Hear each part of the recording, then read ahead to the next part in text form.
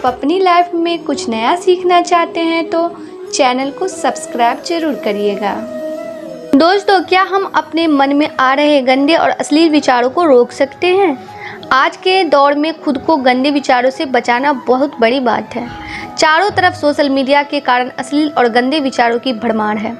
इन विचारों का शिकार हर कोई होता है और अवचेतन मन ऐसे विचारों को तुरंत ग्रहण करता है। आपके मन में अगर अश्लील विचार आते हैं तो वो कैसे हटाएं? मनुष्य का मन बहुत ही चंचल होता है और इसलिए मन में कई तरह के विचार उत्पन्न होते हैं। क्षण भर में ही व्यक्ति का मन कई चीज़ों को सोचने लगता है। इसलिए तो कहा जाता है कि मन को काबू करना आसान नहीं, लेकिन गौतम बुद्ध मन को नियंत्रित करने के आयामों के बारे में भी बता चुके हैं। मन में विचारों का आना गलत नहीं है कि लेकिन मुश्किल तब हो जाती है यह विचार ऐसी परिस्थिति में गलत होते हैं जब मन में अश्लील विचार आते हैं। कभी कभी तो ना चाहने के बावजूद भी मन में अश्लील विचार आते हैं। अगर आपके मन में भी ऐसी विचार आते हैं, क्या अपने दिमाग को इस प्रदूषण से बचाया जा सकता है? इस सवाल का जवाब पाने के लिए आपको एक कहानी सुनाते हैं। दोस्तों, ये कहानी बहुत ही रोचक है और ज्ञानवर्धक है और अगर आपके दिमाग में मन में अगर अश्लील बातें आ रही है तो बिल्कुल इससे छुटकारा हो जाएगा। तो चलिए बताते हैं कि ये कथा, ये कहानी, ये स्टोरी क्या है। देवराज इंद्र का वाहन ऐरावत बात बहुत पुरानी है। स्वर्ग के राजा देवराज इंद्र ने 3 महर्षियों को अपने धाम में आमंत्रित किया। इनके बारे में कहा जाता था कि यह ऐसे संत है जो तमाम भ्रमों से पूरी तरह मुक्त है। दरअसल देवराज इंद्र इन ऋषियों के कारण डर गए थे। उन्हें लगा कि यह तपस्वी संत यदि पूर्ण सिद्ध हो गए तो उनका सिंहासन जाना तय है। अब इंद्र देवता तो इंद्र देवता ठहरे। उन्होंने स्वर्ग की सबसे खूबसूरत अप्सरा उर्वशी के साथ मिलकर ऋषियों को माया के वशीभूत करने की योजना बनाई। इन महाऋषियों को स्वर्ग बुलाया। ऋषि स्वर्ग पहुंचे तो देवराज ने उनकी खूब आवभगत की, उन्हें आदरपूर्वक बिठाया। दोस्तों, उर्वशी ने क्यों दिया अर्जुन को नापुंसक होने का श्राप? इंद्र की सभा में अप्सराओं का नृत्य प्रारंभ हुआ। अब अप्सराओं का यह नृत्य इतना मनमोहक था कि देवराज इंद्र भी मोहित हो रहे थे, क्योंकि अप्सराएं आज कुछ अलग ही रंग में थी। अप्सराओं ने सुंदरता की सारी सीमाएं लांघ दी थी। समय निकला और बाकी अप्सराएं नृत्य के मंच से अलग होती गई। अब स्टेज पर सिर्फ उर्वशी ही थी, नाच रही थी। उर्वशी ने अपने सौंदर्य का जाल फैलाना शुरू किया। वह एक एक करके अपने वस्त्र निकालती जा रही थी। तभी एक ऋषि विचलित होकर बोले, कृपया यह सब बंद कर दें, यह अश्लीलता है। दूसरे ऋषि ने कहा, आप यह क्या कर रहे हैं? नृत्य बंद नहीं होगा। उर्वशी जो कर रही है उसे करने दें। आपको यदि कोई दिक्कत है तो आप अपनी आंखें बंद कर लें। ऋषि ने आंखें बंद कर ली, लेकिन बंद आंखों में भी उन्हें उर्वशी ही उर्वशी दिखाई दे रही थी। जो उर्वशी उन्हें बंद आंखों से दिखाई दे रही थी वो और ज़्यादा खूबसूरत थी। उस उर्वशी के तन पर एक भी कपड़ा दिखाई न देता था। क्या वेदों में अश्लीलता है? ऋषि बहुत दुविधा में फंसे। उन्होंने सोचा कि यह क्या हो रहा है। बंद आंखों से दिखने वाली उर्वशी तो निवस्त्र है, इससे कम कामुक तो बाहर वाली उर्वशी है। इधर बाहर वाली उर्वशी भी सारी सीमाएं लांघ रही थी। उर्वशी ने अब अपने प्रदर्शन की पराकाष्ठा प्रदर्शित की। अब उसके वक्ष पर एक भी वस्त्र ना रहा। इससे दूसरे ऋषि विचलित हो गए और कहने लगे, यह तो पराकाष्ठा है, मैं इसे सहन नहीं कर सकता, ये सब बंद किया जाए। तब तीसरे ऋषि बोले, यदि आपको ज़्यादा समस्या है तो आप अपनी आंखें बंद कर लीजिए, लेकिन यह नृत्य नहीं बंद होगा। दूसरे ऋषि ने भी आंखें बंद कर ली, लेकिन बंद आंखों से उन्हें उर्वशी का वो रूप दिखाई दिया जो जीती जागती उर्वशी से ज़्यादा कामुक थी। बाहर वाली के तन पर कुछ कपड़े तो थे। दूसरे ऋषि बहुत विचलित हुए। इधर तीसरे ऋषि उर्वशी का नृत्य अश्लीलता से देखते रहे। पौराणिक कथाएं में पिता के वीर और माता के गर्भ के बिना जन्मे पौराणिक पात्रों की उर्वशी ने अब सारी सीमाएं लांघ दी और अब उसके तन पर कोई कपड़ा नहीं था। तीसरे ऋषि तब भी विचलित नहीं थे और वह बहुत ध्यान से नृत्य देख रहे थे। उर्वशी अचंभित थी, आखिर इस अवस्था में मुझे नाचते देखने के बावजूद भी तीसरे ऋषि विचलित क्यों नहीं हैं? ऋषि ध्यान से देख रहे थे। उनके मन में ख्याल था कि शायद और कुछ भी होगा जो उर्वशी उतारेगी। शायद उर्वशी अपनी चमड़ी उतारेगी। देखूं तो आखिर इस चमड़ी के अंदर और क्या है। उर्वशी के पास अब उतारने के लिए कुछ भी नहीं था। वो हैरत में थी कि इस अवस्था में भी वो ऋषि को विचलित नहीं कर पाई। दुनिया में पहला ऐसा व्यक्ति देखा जो इस अवस्था में देखकर भी शांत और सहज है। वह ऋषि के सामने गंदगी दृश्य में नहीं बल्कि हमारी आंखों के पीछे मौजूद हमारी अंतर्दृष्टि में होती है। आंखें बंद करके हम अपने अंदर की गंदगी को साफ नहीं कर सकते।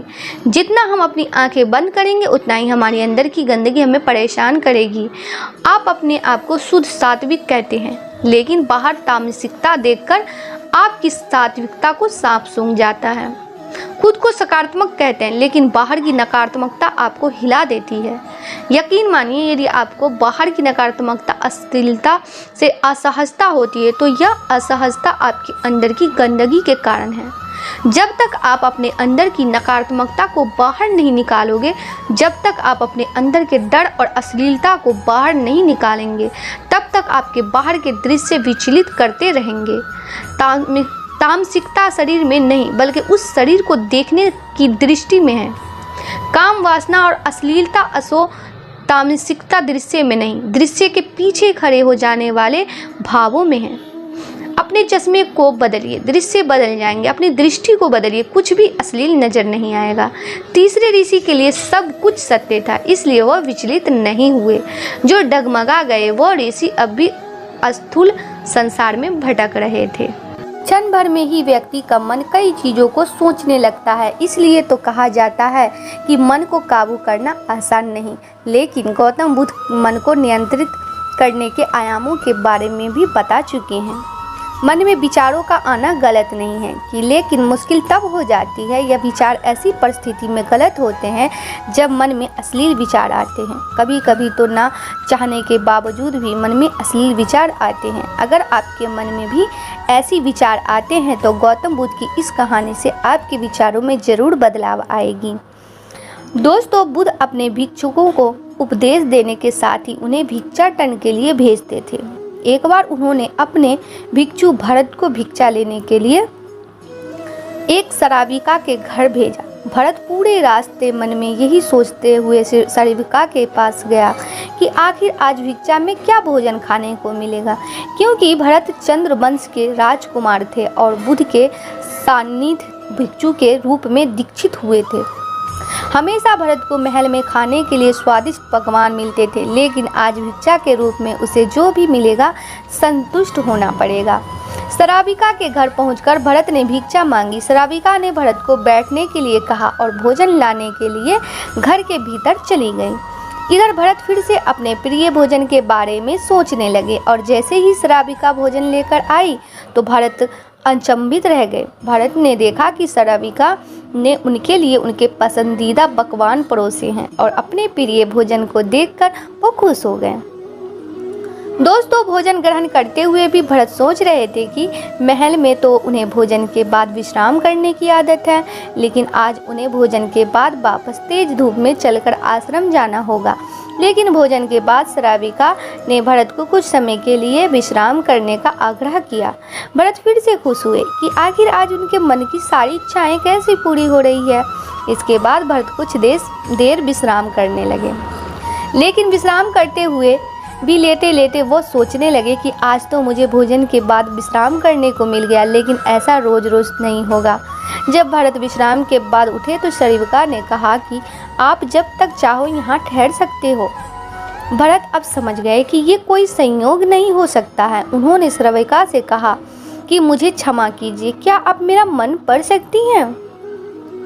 दोस्तों, शराबिका ने कहा उत्तर दिया यानी कि और कहा कि हाँ, मैं मन पढ़ सकती हूँ। शुरू में यह कठिन था, लेकिन फिर मैंने स्वयं के मन विचारों को देखना शुरू किया। पहले तो मेरे विचारों की संख्या अनगिनत हुआ करती थी। इसके बाद मैंने विचारों पर ध्यान केंद्रित किया, बिना पक्ष विपक्ष के अपने विचारों को देखने लगी। इस तरह से धीरे धीरे मेरे मन में विचारों की संख्या कम होती गई और सारे व्यर्थ विचार दूर हो गए। इसके बाद से ही मैं दूसरे के मन में चल रहे विचार को पढ़ लेती हूँ। हालांकि श्रविका की बात सुनकर भरत घबरा गए। इसके बाद भरत ने श्रविका से आज्ञा ली और आश्रम के लिए निकल पड़े। रास्ते में भी भरत फिर से मन में आए विचारों का स्मरण करने लगे कि श्रविका के बारे में उसके मन में अश्लील विचार भी आए थे। श्रविका ने उसे भी जान लिया होगा, वो मेरे बारे में क्या सोचती होगी। भरत खुद को लज्जित महसूस कर रहे थे। भरत ने आश्रम पहुंचकर गौतम बुद्ध से कहा कि अब मैं कभी भिक्षाटन के लिए नहीं जाऊंगा। बुद्ध ने भरत को पास बुलाया और कहा कि क्या हुआ है, तुम मुझे सारी व्यथा बताओ। भरत ने सारी बातें बुद्ध को बताई। उसके बाद बुद्ध ने कहा कि अगले 1 हफ्ते तक तुम भिक्षाटन के लिए उसी श्रविका के घर जाओगे, लेकिन तुम्हें इस बात का ध्यान रखना होगा कि कल भिक्षाटन के लिए जाते हुए तुम अपने चित्त को पूरे होश में रखना। तुम्हारे भीतर क्या विचार उठे उन पर ध्यान केंद्रित करना, और यह भी ध्यान रखना कि तुम्हारे मन में कौन सी वासना उठ रही है। तुम कल इन सभी चीज़ों को ध्यान में रख कर जाना और इसके बाद मुझे वापस आकर बताना। अगले दिन भारत भिक्षाटन के लिए गए। बुद्ध के बताए हुए अनुसार वह पूरे रास्ते अपने होश को जागृत रखते हुए चल रहे थे। जब श्रविका का घर आया तो भरत ने भिक्षा मांगी। उसके भीतर कोई वासना नहीं थी और ना ही कोई विचार उत्पन्न हो रहे थे, क्योंकि उसने अपने मन को पूरी तरह जागृत रखा था। भरत ने भिक्षा ली और आश्रम चला गया। भरत ने बुद्ध को प्रणाम किया और कहा कि आज उसे जिस आनंद की अनुभूति हुई वो पहले कभी नहीं हुई।